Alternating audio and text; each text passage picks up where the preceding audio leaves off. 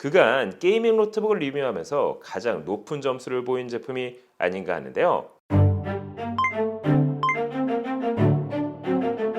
안녕하세요. 내가 원하는 노트북 리뷰를 찾고 계시다면 잘 오셨습니다. 세상 모든 노트북의 리뷰를 위해 달리고 있는 여기는 말방구 실험실입니다. 오늘은 에이수스에서 새롭게 출시한 또 다른 괴물급 게이밍 노트북을 준비해봤는데요. 13세대 인텔 코어 최상위 모델인 i9-13980HX 프로세서와 RTX 4090 TGP 175W 그래픽 카드를 탑재한 노트북입니다. 과연 노트북의 성능 한계는 어디까지일까요? 궁금하지 않으세요? 그럼 지금부터 같이 한번 확인해 보시죠. 고고고! 자, 오늘 준비한 제품은 바로 에이수스의 프리미엄 게이밍 브랜드 ROG 스트릭스 스카 16 G634J 모델이 그것입니다. 이 제품의 가장 관심 있는 부분은 최대 65W TDP의 CPU, 최대 175W TGP의 GPU를 합쳐 최대 240W의 전력을 밀어넣어 강력한 성능을 발휘하는 것은 물론 먹스웨어를 탑재 엔비디아 옵티머스 기능을 비활성화시켜 그래픽카드 본연의 성능을 100% 활용할 수 있다는 점이 아닐까 합니다. 그럼 일단 디자인부터 같이 한번 확인해 볼까요? 전체적인 사이즈는 353mm, 263mm, 두께는 22.6mm에서 최대 30.4mm, 중량은 약 2.5kg으로 역시나 괴물급 스펙답게 크고 묵직하게 제작됐습니다. 상판은 알루미늄, 나머지 부분은 전부 강화 플라스틱을 사용했습니다. 상판 중앙에는 ROG 로고를 레이저 에칭 스타일로 각인해 디자인적 포인트를 줬을 뿐만 아니라 ROG 로고에도 RGB LED를 넣어 화려함을 더했습니다. 특히 팜레스트 부분을 소프트 터치 마감을 통해 지문과 얼룩을 최소화했을 뿐 아니라 반투명 재질을 사용해 독특한 느낌을 구현했는데요. 본체 하단을 감싼 언더글로우 RGB 라이트 바는 게이밍 노트북의 감성을 120% 보여줬다고 해도 과언이 아니겠죠. 그럼 이번 괴물급 게이밍 노트북의 스펙은 과연 어떨까요?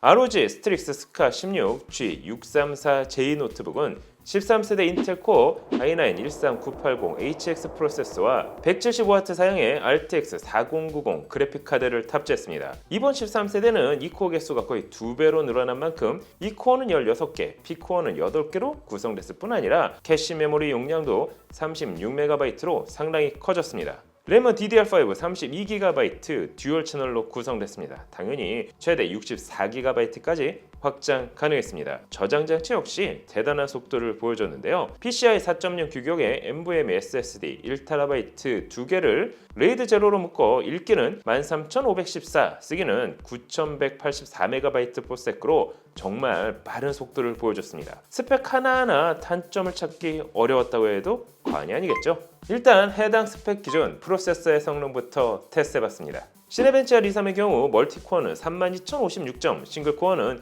2,084점을 보여줬습니다. 그간 게이밍 노트북을 리뷰하면서 가장 높은 점수를 보인 제품이 아닌가 하는데요. 그럼 전세대 모델과 비교하면 어느 정도 성능 차이를 보일까요? 12세대 인텔 코어 i9-12950HX 프로세서와 비교해봤습니다. 멀티코어는 2479점으로 약 60% 향상된 성능을 보여줬습니다. 싱글코어는 1881점으로 약 10% 향상된 성능을 보여줬는데요. 이제 게이밍 노트북이라고 하면 웬만한 데스크톱 PC를 넘어서는 성능을 보여주는 시대까지 온 것 같습니다. 그럼 과연 이번 노트북의 그래픽 성능은 어느 정도일까요? 처음 말씀드린 것처럼 그래픽카드는 175W 사양의 RTX 4090을 탑재했습니다. 특히나 먹스웨어를 탑재해 엔비디아 옵티머스 기능을 비활성화시켜 그래픽카드의 성능을 100% 활용할 수 있는 만큼 최대 성능 모드로 설정 후 테스트를 해봤습니다. 첫 번째, 다이렉트X 11환경을 테스트할 수 있는 파이어 스트라이크부터 돌려봤습니다. 그 결과 종합 점수 35,426점, 그래픽 점수는 46,353점을 보여줬습니다. 두 번째, 다이렉트X 12환경을 테스트할 수 있는 타임스파이 역시 돌려봤습니다. 그 결과 종합 점수 19,698점, 그래픽 점수는 21,130점을 보여줬습니다. 마지막으로 레이트레이싱 성능을 확인할 수 있는 포트로얄을 돌려봤는데요. 그 결과 13,303점을 보여줬습니다. 이 정도 성능이라면 데스크톱용 그래픽카드인 RTX 3080 Ti와 비슷하거나 오히려 노트북의 성능이 조금 더 높다고 할 수가 있습니다.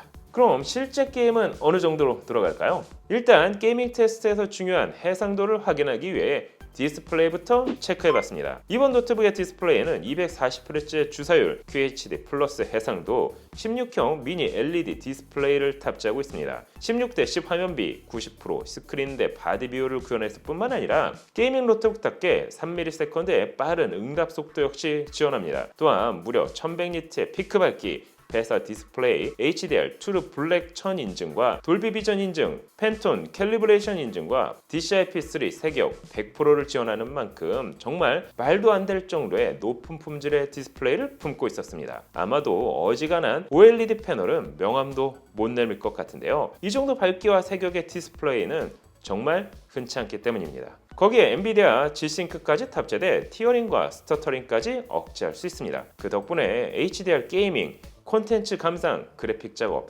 사진 작업 및 영상 작업까지 모든 걸 커버하는 디스플레이라 할 수가 있겠죠. 또한 지난 모델의 경우 추가 옵션이었던 웹캠 역시 이번 모델에 오면서 상단에 탑재됐습니다. 사운드는 돌비 애트모스 기반의 2개의 트위터, 2개의 우퍼가 포함된 쿼드 스피커 구성, 최대 2.8배 더 큰 볼륨과 3배 강력한 저음, 다이나믹 레인지를 제공합니다. 하이레스 오디오는 물론 5.1.2 채널 가상 서라운드 사운드 역시 구현한 덕분에 디스플레이어 스피커까지 거의 완벽에 가까웠습니다. 그래서 판매 가격은 539. 그럼 이제 QHD 플러스 해상도에서 최상위 옵션으로 게임을 돌려볼까요? 첫 번째 게임은 어쌔신 크리드 발랄라를 게임 벤치로 돌려봤습니다. 그 결과 최소 57, 평균 121, 최대 212프레임을 보여줬습니다. 두 번째 게임은 사이버펑크 2077을 DLSS3 자동으로 테스트해봤습니다. 그 결과 최소 48, 평균 131프레임을 보여줬습니다. 세 번째 게임은 배틀그라운드를 울트라 옵션으로 플레이해봤습니다. 그 결과 최소 53, 평균 297, 최대 400프레임을 보여줬습니다. 마지막으로 콜 오브 듀티 모던 워페어 2를 DLSS 선명도 기준 게임 벤치를 돌려봤습니다. 그 결과 최소 122, 평균 172프레임을 보여줬습니다. 총 4개의 게임을 테스트해본 결과 QHD 플러스 해상도 최상위 옵션으로 플레이했음에도 평균 120프레임 이상의 높은 프레임을 보여줬습니다. 앞서 프로세서의 성능과 함께 그래픽 성능까지 게임은 물론 영상 편집 및 기타 고사양 프로그램을 구동하기에도 손색이 없는 결과값이라 할 수가 있겠죠. 하지만 여기서 중요한 건 정말 발열 관리가 잘 되는지 체크해봐야 하겠죠. 이번 노트북은 트라이팬으로 구성된 ROG 인텔리전트 쿨링 시스템, 전 세대 모델 대비 표면적이 약 62% 증가한 방열판과 서멀 글리즐사의 액체 금속 서멀 컴파운트를 적용해 모바일용 최상위 CPU를 탑재했음에도 불구하고 온도 제어가 상당히 훌륭했습니다. 실제 시네벤치를 통한 스트레스 테스트를 약 10분간 돌려본 결과 최고 온도는 96도, 평균 온도는 75도를 유지할 정도로 발열 관리가 잘 되는 편이었습니다. 실제 게임 테스트에서도 80에서 85도 내외로 온도 방어가 꽤나 괜찮았습니다. 다만 고성능 제품인 만큼 일부 소음은 감내하셔야 할 것 같은데요. 그럼 게이밍 노트북인 만큼 키보드와 포트 구성은 어떨까요? 키보드는 텐키리스 타입, 당연히 RGB 백라이트 역시 지원합니다. 모두 아우라 싱크로 연동 가능한 만큼 화려했습니다. 2천만 번 이상의 키 내구성을 확보했고 키스트로크는 2mm, 오버스트로크 기술은 물론 N키롤 오버를 지원하기 때문에 찰나의 순간을 놓치고 싶지 않은 게이머들이라면 반가운 구성이라 할 수가 있겠죠. 특히나 쿨존 키보드 설계를 통해 WASD 키 주변에 작은 통풍구를 설치해 발열로 인한 사용자의 불쾌함 해소는 물론 노트북 발열 해소에도 도움을 받을 수 있었습니다. 터치패드 역시 전 세대보다 10%더 커졌습니다. 역시나 유리 표면 처리 마감은 물론 기존 에이수스 젠북이나 비보복 시리즈에 탑재된 넘버 패드 기능을 지원해 텐키리스 키보드의 아쉬운 부분을 해결했습니다. 입출력 포트 역시 화려했는데요. 왼편에는 전원 포트, 2.5G 유선 램 포트, 풀사이즈 HDMI 2.1 포트, 2개의 썬더볼트 4 포트와 오디오, 마이크 통합 포트, 반대편에는 USB 3.2 젠2 타입 A 포트가 2개 자리하고 있습니다. 딱 한 가지 아쉬운 점이라고 하면 SD카드 리더가 빠졌다는 점이겠죠. 썬더볼트 4 포트를 통해 최대 100W PD 충전 역시 지원합니다. 다만 사양인 만큼 게임을 즐긴다면 기본 제공되는 330W 어댑터의 연결은 필수입니다. 배터리 용량은 90W시로 대용량 배터리를 탑재했습니다. 자, 오늘은 또 하나의 괴물급 게이밍 노트북에 대해서 확인을 해봤습니다.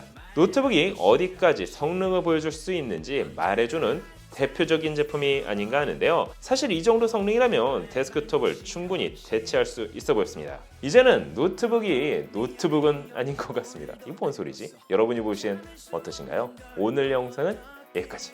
모니터는 크게, 램은 많이, 하드는 못해먹겠네. 맨날 똑같은 거 더 이상 못하겠어요, 스승님. 도대체 언제 전설의 컴퓨터 구매 비법을 전수해 주시는 거죠? 이제 너에게 이 비법을 전달해 줄 때가 온 게로구나. 바꿔라. 이건 노트북도 말방구